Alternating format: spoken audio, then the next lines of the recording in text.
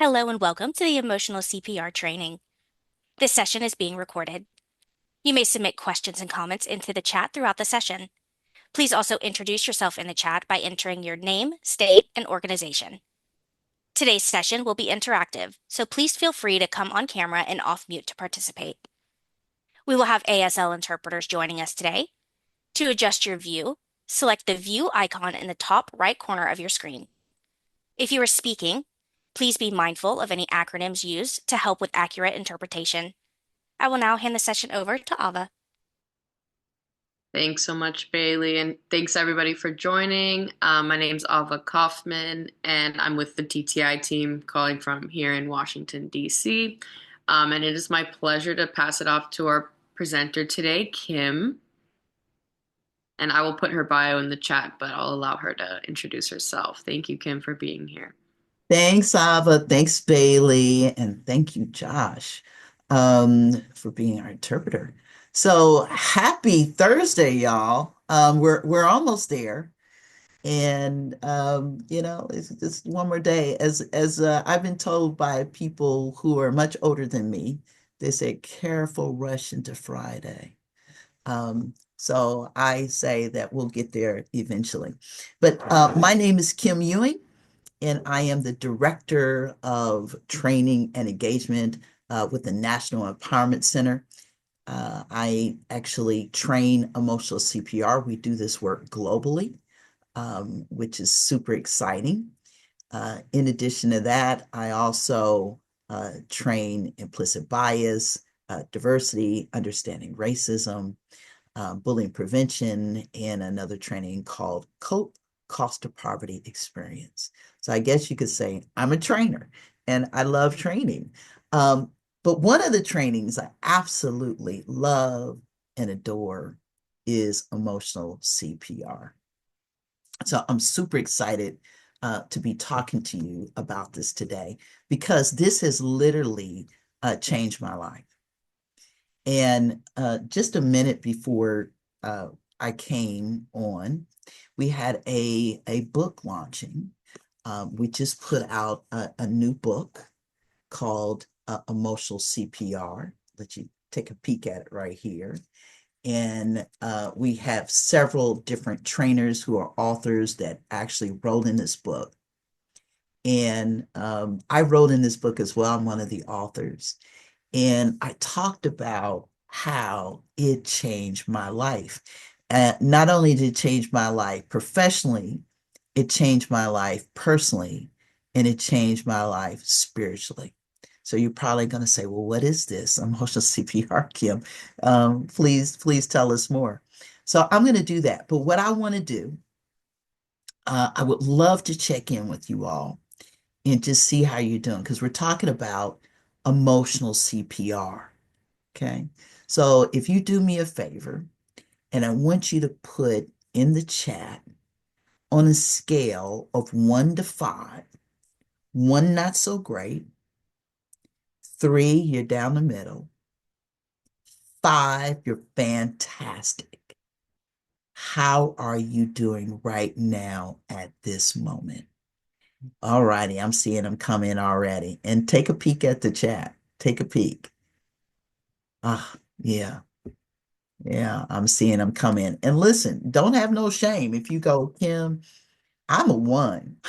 I'm just making it to the end of the day. It's okay. Um, it's however you decide that you are showing up right now in the world, and you're here. That's the beauty about it. You came here today. So as people are putting in and continue to put those in, I'm gonna tell you how I'm doing today. I think I'm a 4.2576. Yeah. Um, and the reason being is I've been trying to fight off this head cold or whatever is going on. But as soon as I start talking about emotional CPR, it just makes me happy. And so I love to talk about it, and I love to be in space with you all. So thank you so much for putting it in the chat. So we've got a few fours and some threes, and I hear somebody saying yes at the end of the day, and I'm tired. I totally get that because it's probably been a long day for a lot of different people.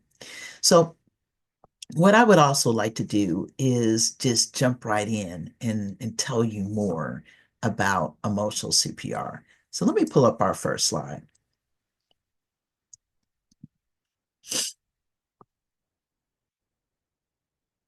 So emotional CPR is a training again that we do globally.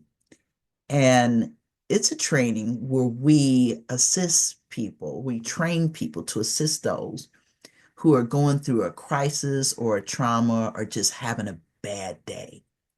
And we do that through connection, empowerment, and revitalization.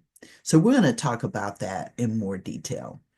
And I'm hoping by the time that we're done that you're going to know more about connection and why that's important, empowerment, and also revitalization. One of the first things that's super important is cultural empathy. And I want you to just take a peek at this slide. And if you would take a minute, and you can, since we're a small group, we only have 20, um, you can feel free to unmute yourself. I'm an interactive trainer. Or if you just want to put it in the chat, when you look at this slide, what does it say to you? What is cultural empathy to you? And again, feel free to put in the chat or feel free to unmute yourself. What is cultural empathy to you?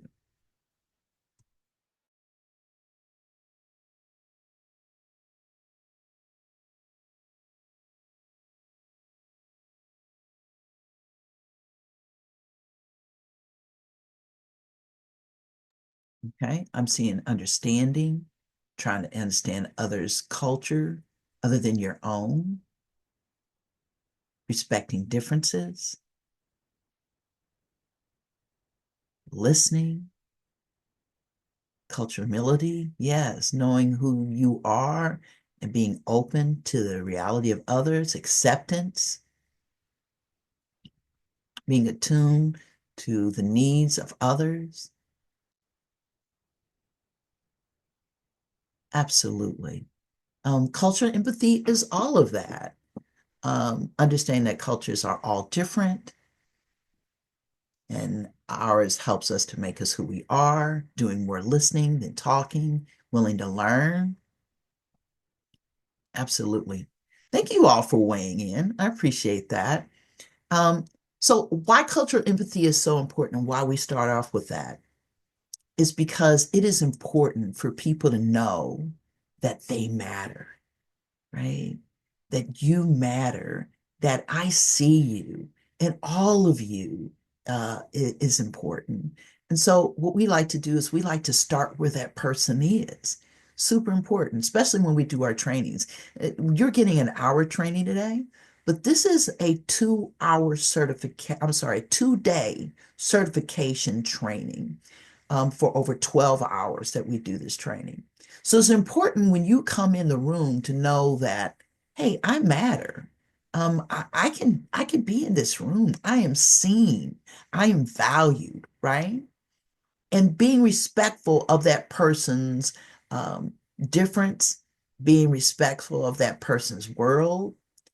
There's some cultures that don't believe in shaking hands. There's some cultures that believe that, yes, why wouldn't you shake my hand? There's some cultures that do not believe in looking at person straight in their eyes. And some cultures find that to be, wow, that's not being respectful. Why aren't you looking me in my eyes, right? So we're all so different. So being able to be sensitive to cultural differences is super huge. If I don't understand, I can ask. Um, and avoid assumptions. You know, who likes assumptions, right? No one likes that. It is nice for a person to be able to say, hey, is there a reason why you do this? Or tell me more about you. I would love to learn more about you. So culture empathy is super important for a person to be seen and acknowledged. And thank you all for participating in that.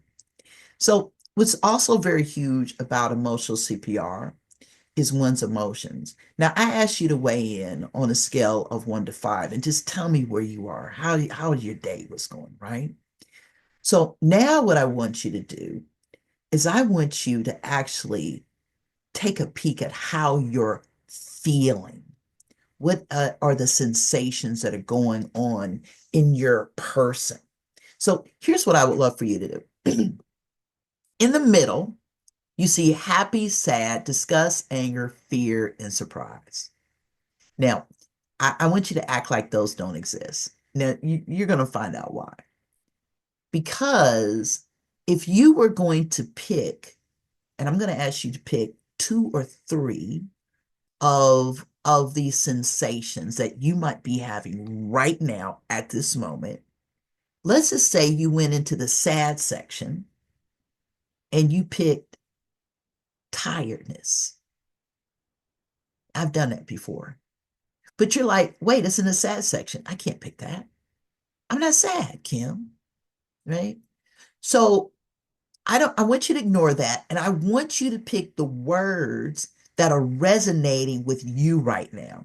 So for example, not too long ago, I picked in the sad section body aches because I just finished staining my fence in the backyard in the summertime. And I was so tired and my body was aching. And I'm like, I want to pick that, even though it's in the sad section. So ignore that, pick it.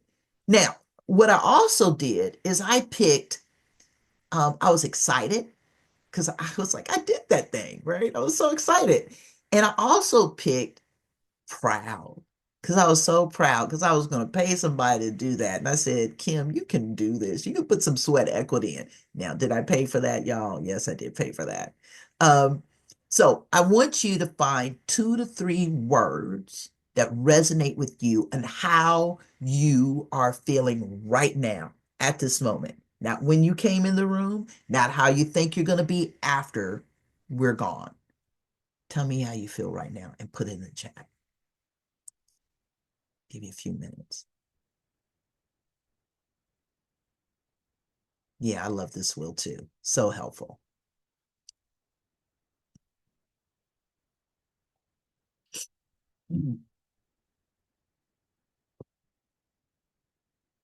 Yeah, tired, steady, still. Thank you, Joe. Let's see, anxious, tiredness, open, calm, relaxed, calm, tiredness, peaceful, open, happy, joyful, and steady. Yeah, tired, tense, tiredness, fidgety.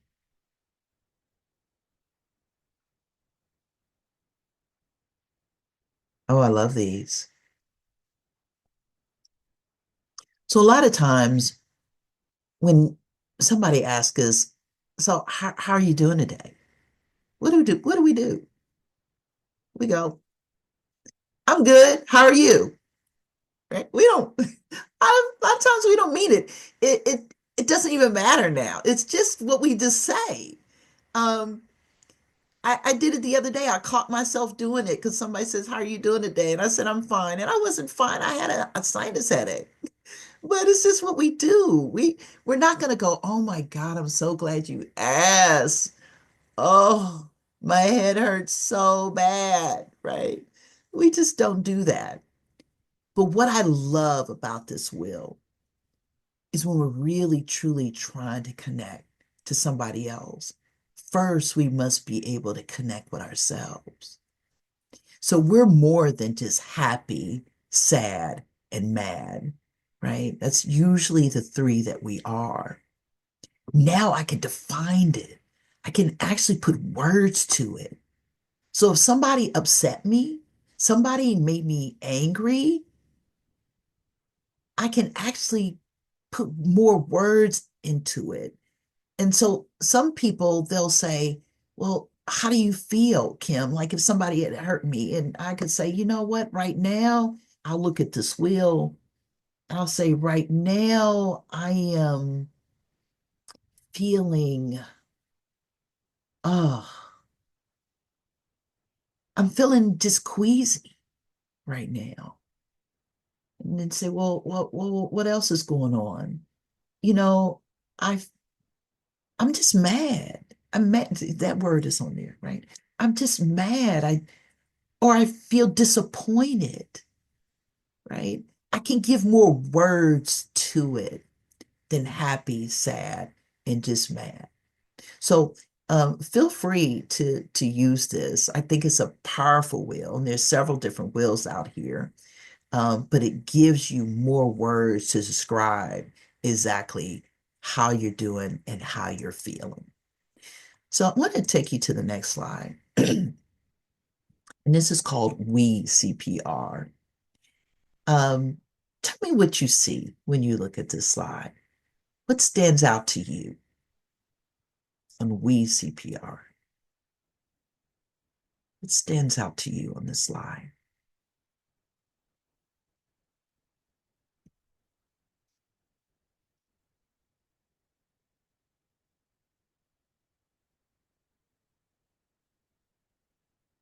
And feel free to unmute yourself as well. Leave your hat at the door. Yeah, person to person connection. Respect differences.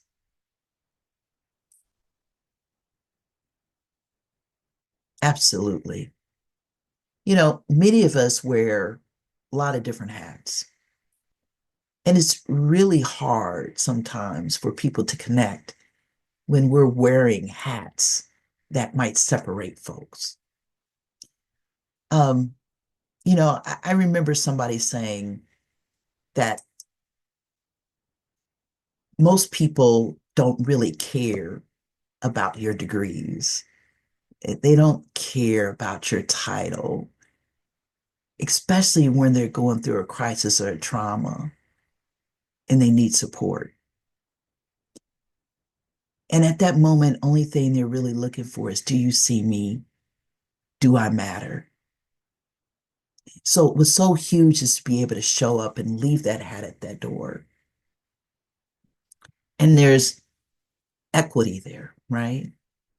Being able to suspend my belief. You know, I shared this story the other day. I have a 90-year-old friend that I just became friends with in the past, I guess, 6 years. And she and I have become very, very close. Um, she identifies as white. Her family comes from, she's born and raised here in the United States, but she comes from a background, she's German descent. And she asked me one day, she said, Kim, she said, I noticed that you don't really talk about politics. And I would come over and I would visit her and I'd bring my dog. And she said, I noticed you don't talk about politics. And this is right when all the voting and everything was going on. And she had on a channel that I don't particularly watch. And I shared with her, I said, no, ma'am, I don't talk about politics. And she said, why? And I said, because when I come see you, I just want to spend time with you. Well, as soon as I said that, that touched her heart. She would click. She turned the TV right off. And after that, I just went over the other night. The TV is never on.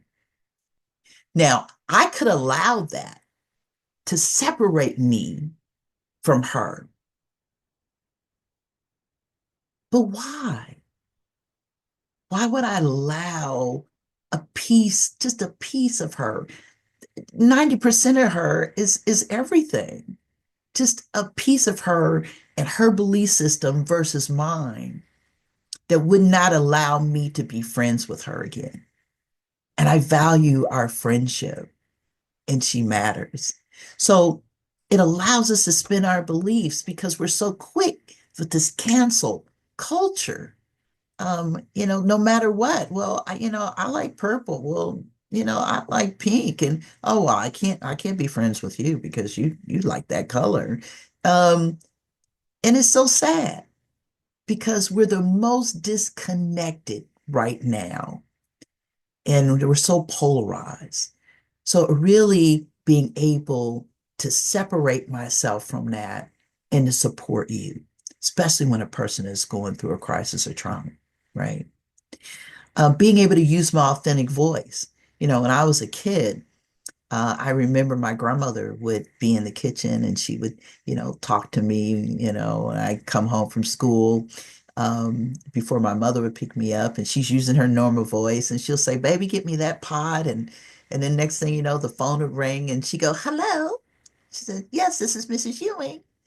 Um, And I would laugh because I was like, "Oh, that's the representative talking, right? That's the representative." And I would only hear that voice, and some of you guys know what I'm talking about. Um, I would only hear that voice, but I knew who she was. So being able to use our authentic voices, not to have the representative show up, make that heart-to-heart connection, which is so huge. And as you see in the middle of this circle, is heart to heart with everybody being represented. So important, right? And they say nobody cares how much you know until they know how much you care. How huge is that? So, what do we do with this? We have 9 statements from our 7 intentions, and I want to read those to you. I will connect through feelings first. And I ask you to, chime in and tell me how you're feeling. That's so huge. You and I are equally human. There's no big I. There's no small I. I'm listening with my heart. I'm sharing how I feel now. I'm in the present moment with you. I am with you, not doing for you. Okay, I have a question. How many of you are fixers out there? Go on, raise that virtual hand. Come on, come on. I see you. I see my fixers. I see you out there. And here's the deal. That's okay. Because guess what? Um, that's what we do. This is the business we're in. And we've been taught that. I come from a long line of fixers. I've been a fixer longer than I've been doing this practice. But here's the thing. I did not know that being a fixer was taking away somebody's power. And who wants to do that, right? So now I know better and I can do better. We're exploring the unknown together. How cool is that? We have the power to heal within us. We all do. We are creating new life now. Super powerful. Okay, so I need a volunteer. Somebody is going to come off mute. Who's going to come off? Who's going to be brave enough to come off mute for me?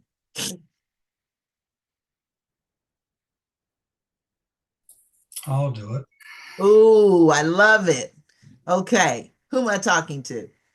My name's Braden. Brayton. Yeah. Thank you so much. Okay, I have a question for you. Do Okay. you know CPR? Yeah. Wonderful. So I'm not going to ask you to get this totally right. Okay, so I don't want you to feel the pressure. And if anybody wants to help Brayton, come on, that's fine as well. So I want you to think about that you and I, we actually we're doing this in person, right? I'm doing this training in front of you, and all of us are in the room together, all 19 of us. And all of a sudden, I looked at you and I said, Braden, I'm not feeling so good. And you're like, "Oh no!" And all of a sudden, I collapsed. Boom, trainer down, right? And I clearly need CPR. So, to the best of your, recollection, what do I need? What kind of support that you need to apply to me as far as CPR? Do you know? Uh, if I remember, the first step is it's either identify or, yeah, it's somewhere between checking uh, like pulse, airway, breathing, and making sure that you activate the emergency alert system or whatever, or having Mhm. somebody call ER or something like that. Right? Yeah. So, okay, so we're like, no, no, no, that's fine. You're good. Um, so probably like survey the scene, right? Tap me, Kim, are you okay? Um, and then obviously somebody's calling. I hear you put that in there, and then now we need to start doing compressions at this point. We'll fast track this. Um, where do we do the compressions? You remember? Where or Where? when? Where? Where on the Um, body? it is it's below, it's either the sternum or below the sternum, I believe. Hmm. So Is it on the 2 inches chest? below? Yeah, it's on the chest. Now, why are we doing it on the chest? What are we trying to get going? You're trying to get you're trying to get the heart back into a steady rhythm. There you go. There you Um, go. yeah. Okay, so we're trying to get that heart going because that heart, we need to get oxygen to the blood, right? Right? And get it to the brain and all that good stuff, right? Um, because all of that gives what to the body? It gives it what? Like you said, oxygen, nutrients kind of restarts it, or at Yeah. least keeps it alive. Yeah. And it gives the body life Mhm. by us bringing that person Mhm. back with the Yeah. compressions. It gives the Yeah. body life. Mhm. Yes, absolutely. Now, here's the thing. First of all, look at you. You're amazing. Thank you for doing that. He said, I Thank took one for the team, y'all. you. And you did take one for the team. Thank you so much for that. And No problem. yeah, and that's just it. So think about that. That's CPR. We all seem to know it. Some of us are not practicing it on a daily, so we're a little rusty, but I think I feel confident that Braden could have saved my life because you know what? When it comes down to it, you're going to be thinking quickly about, oh my God, I got to make sure Kim's okay, right? But here's the thing. Almost everybody on this call probably knows CPR. We've been educated in it. We've been trained in it. I've literally have done this training to so many people globally. The majority of people seem to know CPR. But I found this interesting. While we're in this training, we have people right now that are going through a crisis or a trauma. And guess what? People are walking right by them.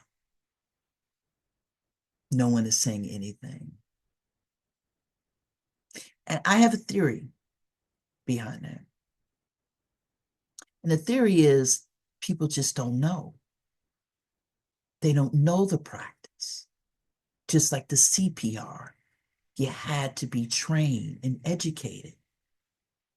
And so our goal, my goal, our vision is can we have this to be a universal training that one day there won't be anyone that won't know emotional CPR, just like we know CPR, which would be super cool. So, what is the purpose? Just a reminder to assist another person through emotional distress by connecting through feelings first, respecting each other as equally human, enabling us to be together without fixing, judging, imposing our beliefs, allowing us to explore the unknown together in the present moment, releasing our power to create a new voice, new purpose, and new hope. That's emotional CPR. So we also know that many people, when needing support, are people who have experienced some type of trauma. I want you to take a peek at this slide. And I want you to look through the lenses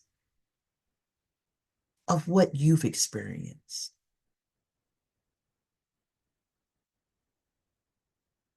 What have you gone through?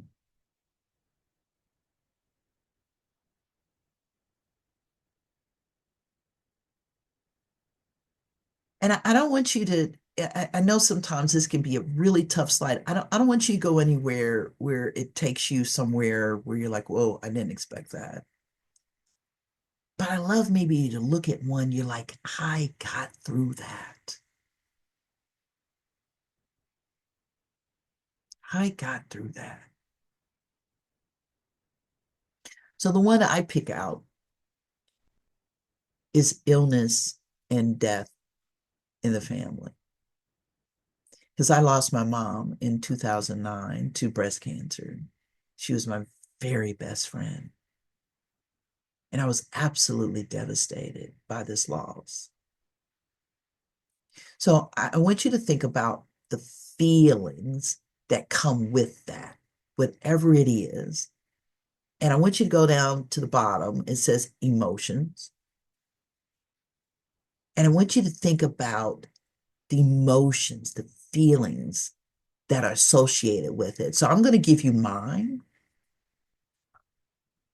Mine was fear, sadness, loneliness, hurt, depression.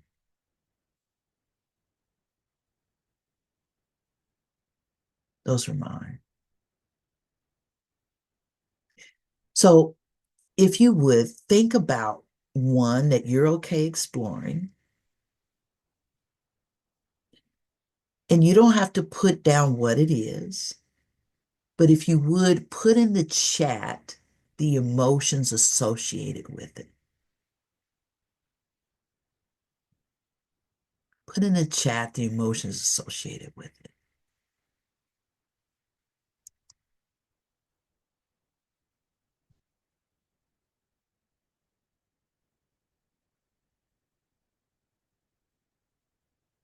Mm.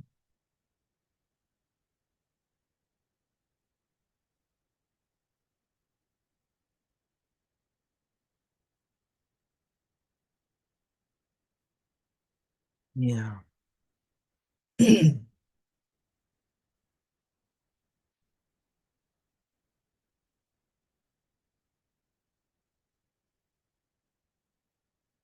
Now, why this slide is so powerful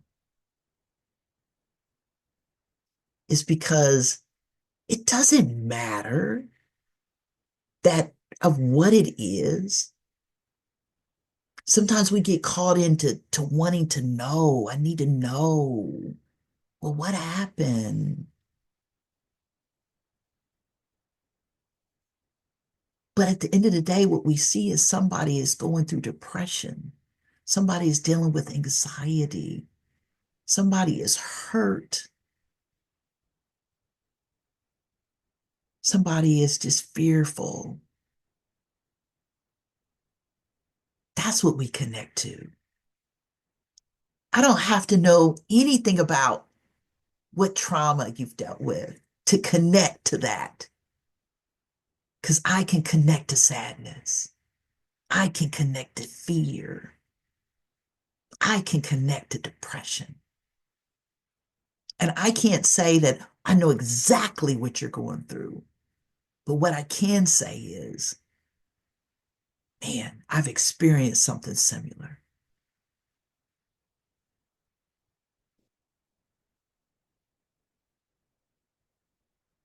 Yeah, sending you a big hug, Billy. Big hug. Thank you all for doing that for me. Let's take a deep breath.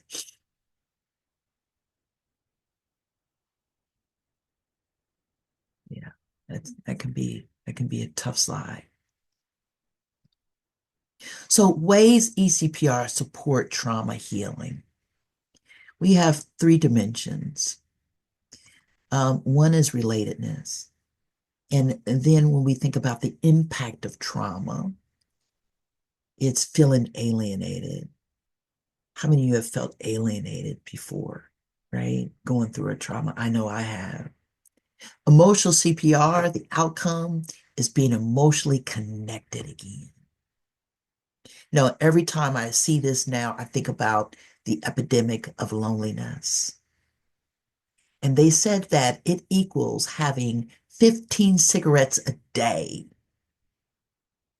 15 cigarettes a day. And what is the thing that's missing in loneliness? Connection, purpose, right? So that's why emotional CPR is also so very powerful. The other dimension is power.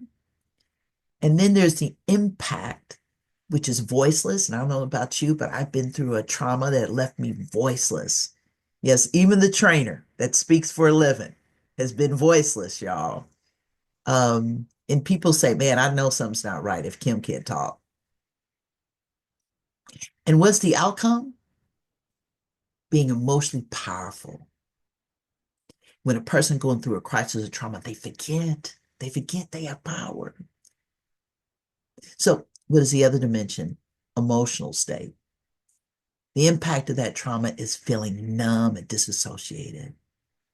I remember how numb I felt when I lost my mom.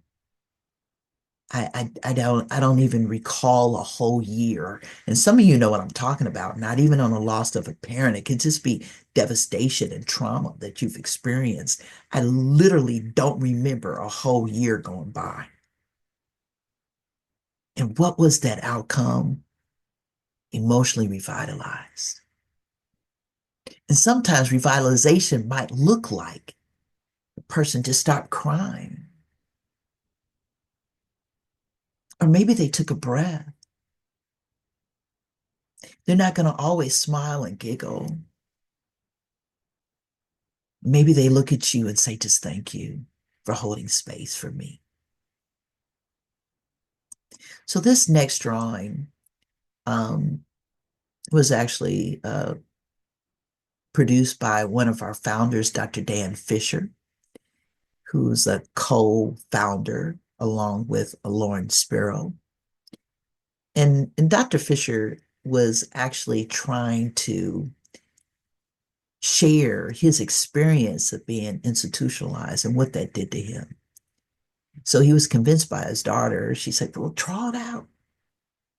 And so he did. He made this drawing. So this person is by themselves. I actually like to describe it as my experience losing my mom.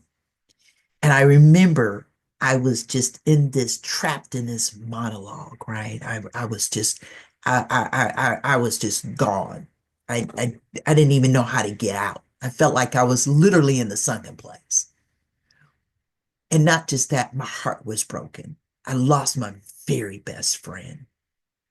And as you can see with the body, how so disconnected, right? It wasn't whole. And I was sad. I remember some people would say, they would look at me in my eyes that knew me. And they said they would see this darkness because I wasn't getting any sleep.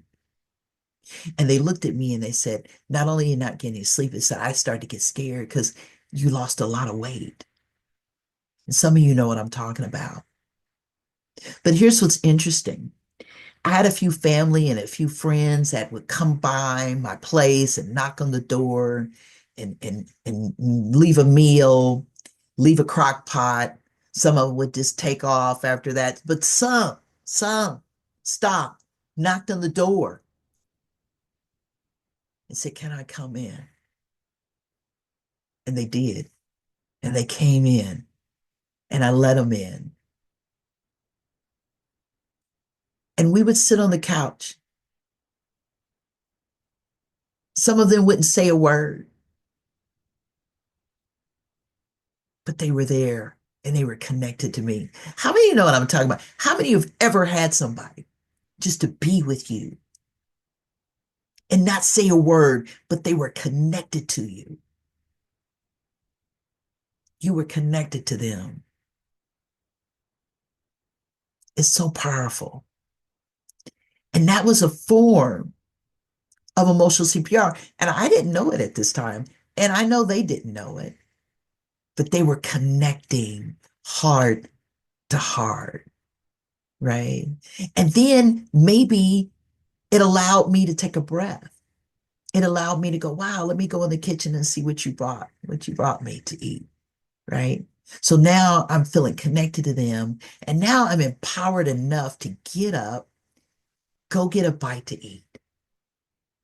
So that was a choice I made. There's empowerment in there. So now I'm empowered. And maybe I say, you know what, while you're here, I think I'm going to go in the back and take a nice hot shower and put on some fresh clothes, and I'll be right back out. And so now I've eaten, I've taken a nice fresh shower, and I come out. And so now I'm not empowered by that, but I'm feeling revitalized, right? I'm feeling better. Now, did that fix everything? Absolutely not. But I felt connected again. I had a purpose, and the purpose was I need to keep going on. So these next two, this heart-to-heart dialogue you see with these two people now, they're connecting heart to heart. That's me and whoever was supporting me. Some of you know what I'm talking about. You've experienced somebody that supported you when you were down, when you were lonely, when you were depressed, when you felt as though the world was against you, when you felt as though that, you know what, if I don't wake up the next morning, I'm fine. But somebody saw you and somebody supported you and somebody told you that you mattered. That's what this connection is about. Connecting heart to heart, being reminded. Somebody has to come along sometimes and remind us that you matter.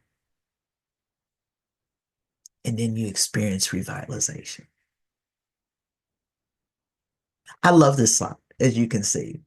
Um, this slide to me, I feel as though if there was a slide that we could just speak of and tell emotional CPR, and of course Dan knows this, it's this one. He's gifted us with that. So what are the three phases of emotional CPR? I've talked about them. Connect with compassion and concern to open up communication, especially heart to heart. That P, we took a little liberty. I know we did. Empower to experience passion and purpose.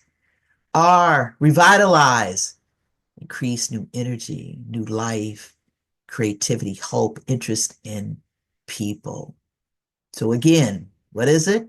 Connection, empowerment, revitalization. Those are the three. Now, when Dan did a presentation over in Singapore, he had somebody come up to him and said, do you know about team? And he said, team? No, what is that? He said, well, there is this Chinese character, and I think it summarizes emotional CPR. And he said, but it means to listen.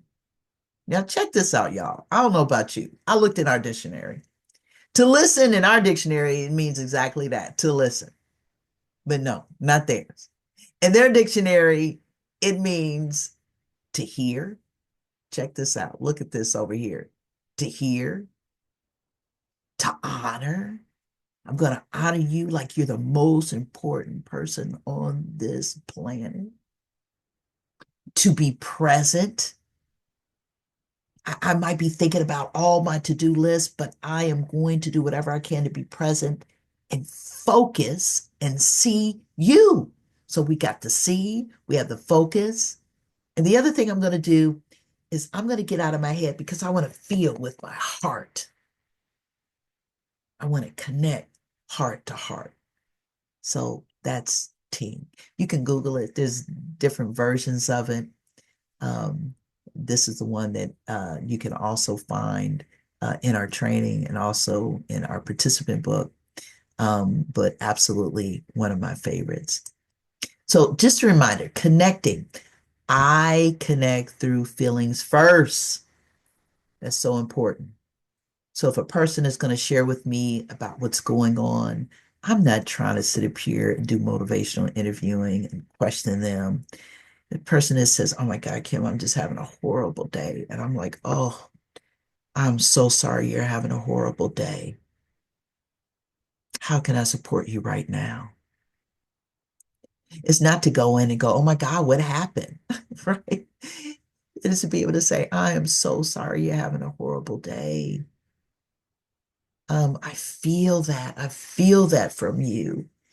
And my day has been challenging as well. Tell me more." Right? So now we're connecting through feelings first.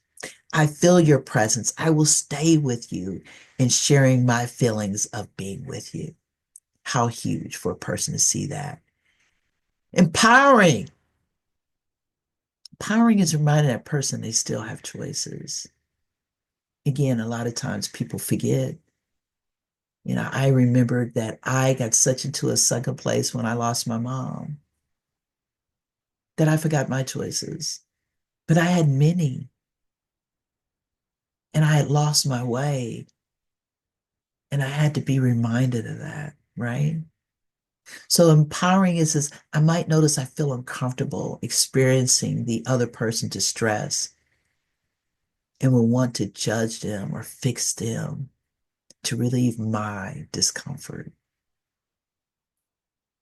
I might share in my own words, "I'm not here to fix or judge you, but to be together with you."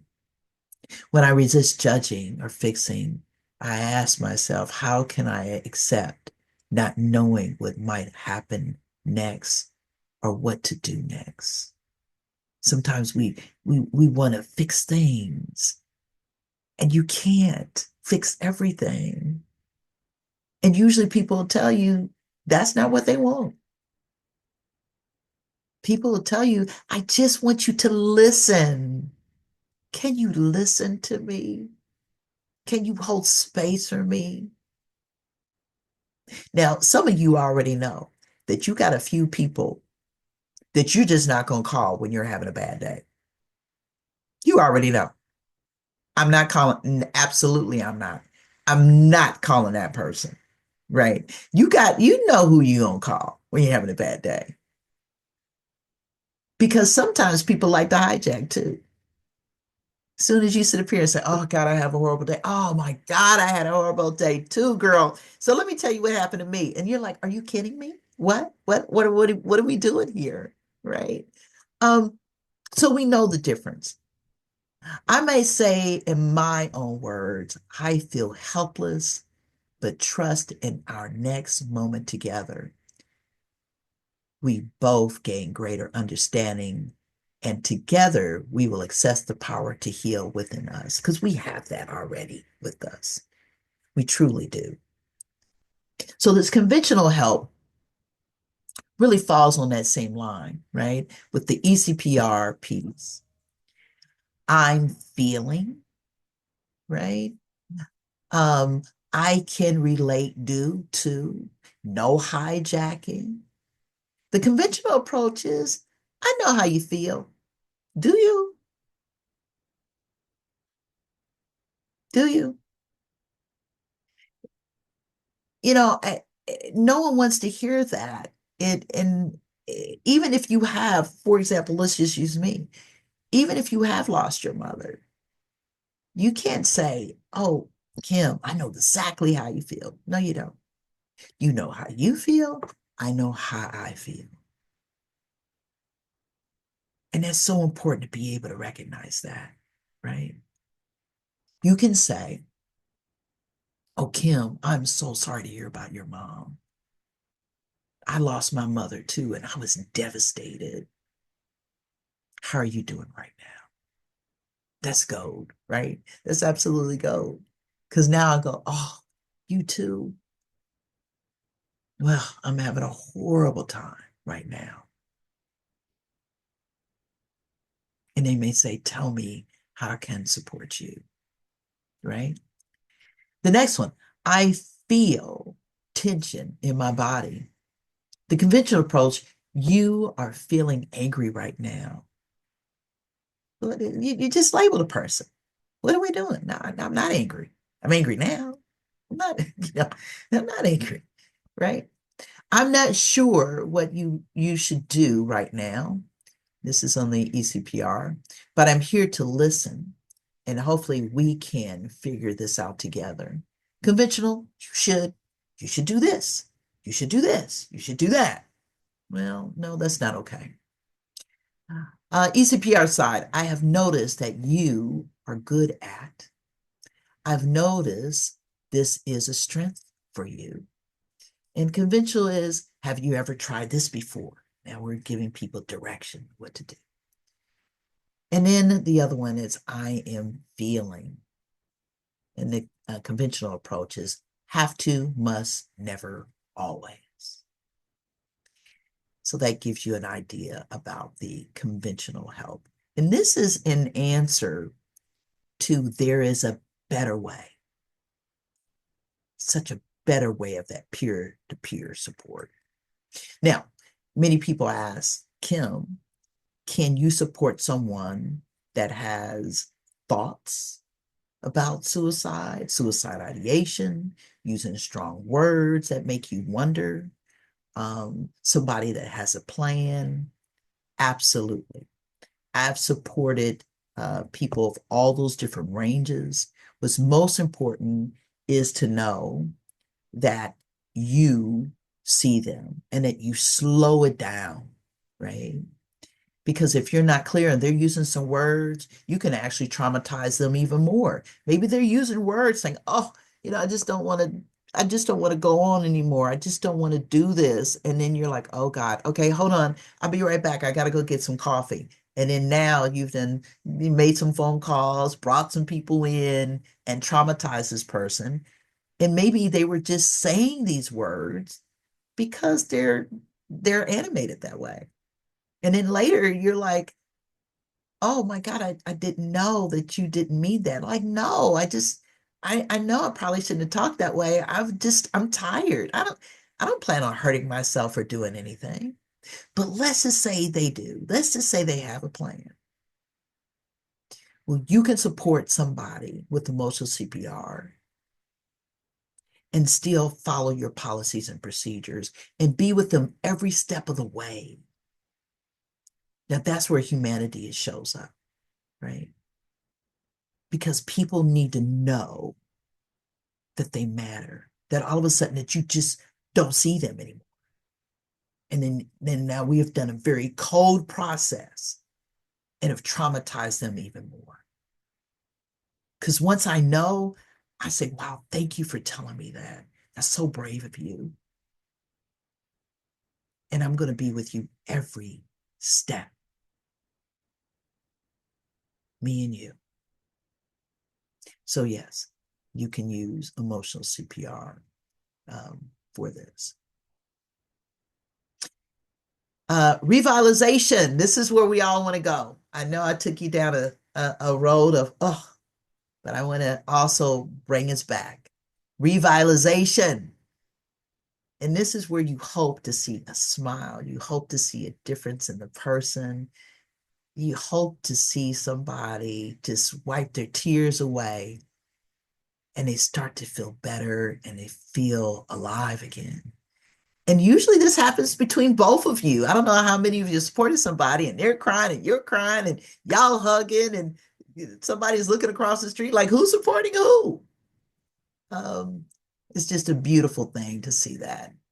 So the different levels we have with emotional CPR, I'm going to give you some right here. In the center is where we support one-on-one.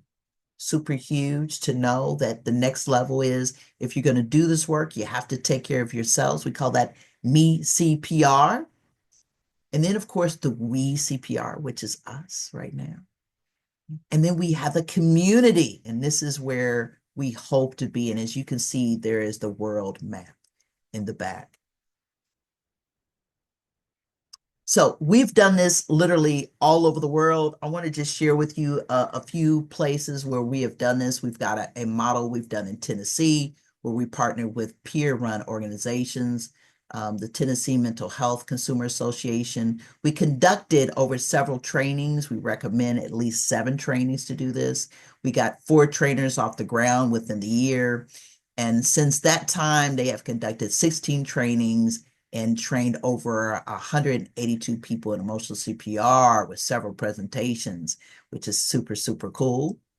The Delaware model, this is one I'm very proud of. I participate in this, and we partnered with the Delaware Department of Health and Services, the Division of Substance Abuse and Mental Health. We conducted over 7 trainings within that year. We were able to train 2 trainers and 2 educators.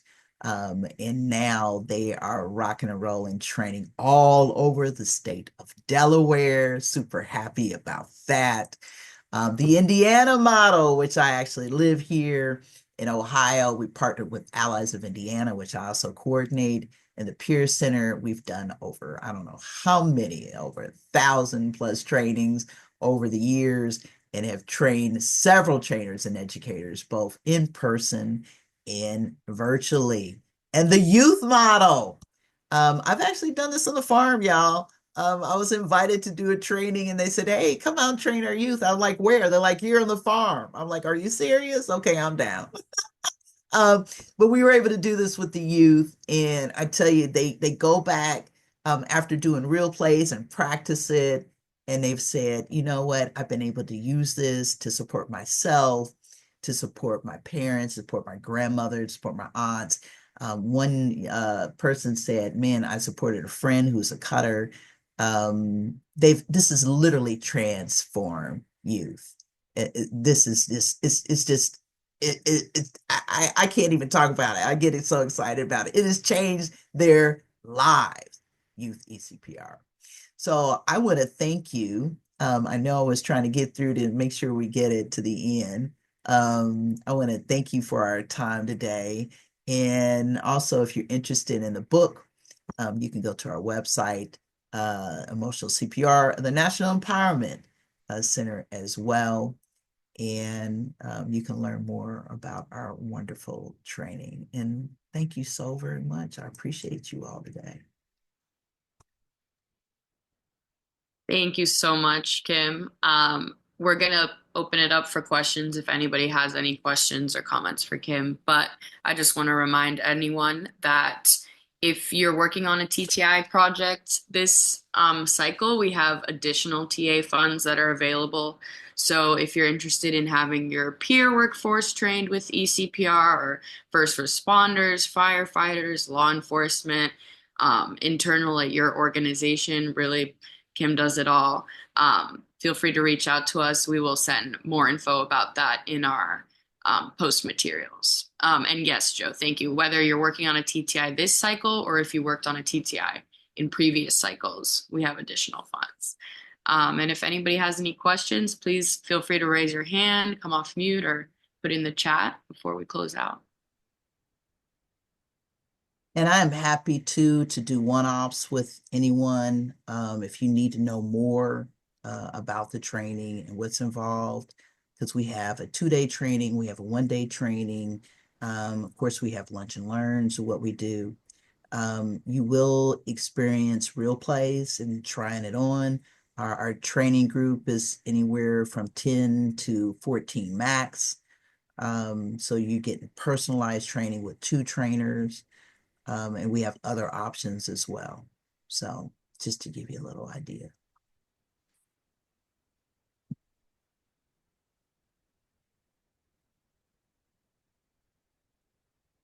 All right. Well, if we don't have any questions, I think that'll conclude our session. But of course, as always, feel free to contact any of us by email or contact Kimberly. And we'll definitely answer any questions you have. And thank you guys so much for joining. And I hope everyone has a great evening. Absolutely. Or Thank day. you all. Some of you are, we have a lot of people joining from the territory. So I know some of you are starting your day. So thank you for starting it with us today. Thank you, Alva, for having me. Thank you all. Have a wonderful day or a wonderful evening wherever you are in the world. Thank you. This does conclude the session. You may now disconnect.